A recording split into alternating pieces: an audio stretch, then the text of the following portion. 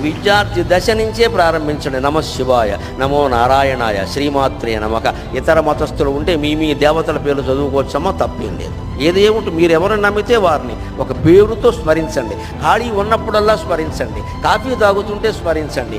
ఊరికే అన్నం తింటున్నా స్మరించండి. మనస్సులో భగవంతుడిని స్మరించండి. మీ పని మీరు చేయండి. అన్ని రంగాల్లో విజయం మీదే, అన్ని రంగాల్లో విజయం మీదే. దైవ ప్రార్థన చేయకుండా, దైవస్మరణ చేయకుండా, భగవద్భక్తి లేకుండా మనం ఏదో స్వశక్తితో దూసుకుపోతామని కూడా అహంకారం అయిపోతుందమ్మా.